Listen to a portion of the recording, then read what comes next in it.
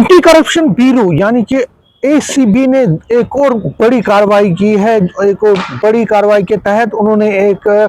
मुलाजिम को, जो कि सोशल वेलफेयर में असिस्टेंट था, सोशल वेलफेयर डिपार्टमेंट में असिस्टेंट के तौर पे काम करता था, देशराज इसका नाम है, और ये एसीबी ने बिलावर से इसको गिरफ्तार किया है। और अगर हम इस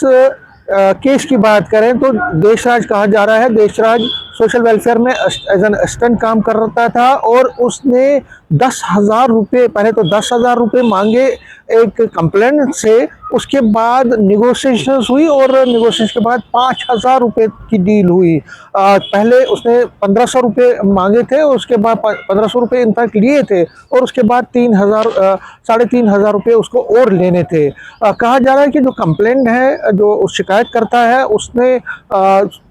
एसीबी को एक कंप्लेंट करवाई थी। उसने कहा था कि उसकी बेटी की शादी 16/4 को, यानी कि 16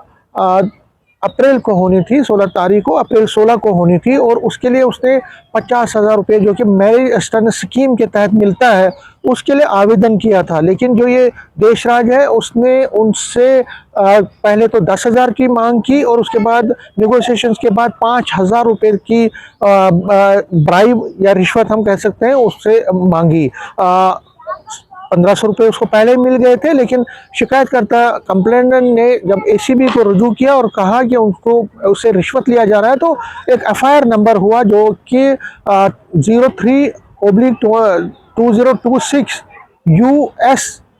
के नाम, US/7 के नाम से रजिस्टर हुआ, और उसके तहत फिर कार्रवाई की गई, जिसमें फिर जो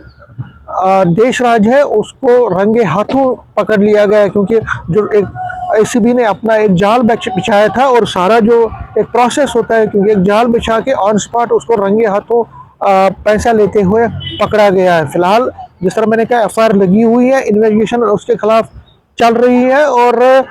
उसने जो कहा जाता है कि जो एक प्रोसेस के तहत, क्योंकि जो एसीबी का एक अपना एक प्रोसेस है, उसके तहत उन्होंने इस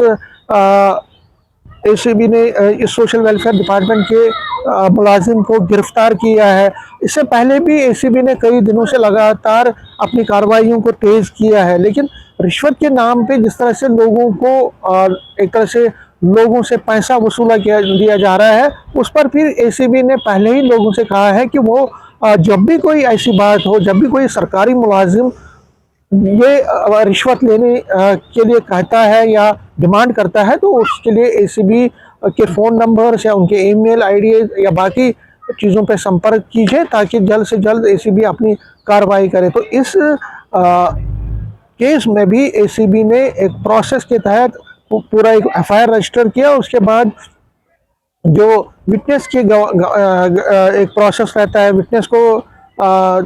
सामने रखकर और सारी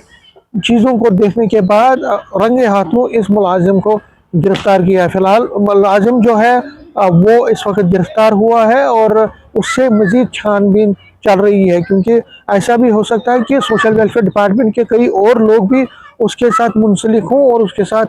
इसमें शामिल हों। फिलहाल जिस तरह से मैंने कहा कि एसीबी का अपना प्रोसेस होता है, और अगर हम पिछले दिनों की बात करें तो कई दिनों से लगातार एंटी करप्शन ब्यूरो लगातार कई दिनों से हर जगह पे छापे मार रहा है, और जब जैसे कंप्लेंट्स आ रही हैं, उन कंप्लेंट्स की बिना पे वो अपनी कार्रवाई कर रही है। लेकिन जो इस केस की अगर हम बात करें तो मैरिज असिस्टेंस स्कीम जो है, क्योंकि मैरिज असिस्टेंस स्कीम गवर्नमेंट की स्कीम होती है, और उसमें सोशल वेलफेयर के पास आवेदन किया जाता है। उसके बाद एक तरह से वो जांच पड़ताल करते हैं, जांच पड़ताल के बाद जब उनको लगता है कि हाँ एलिजिबल केस है, तो उस केस के बिना पे फिर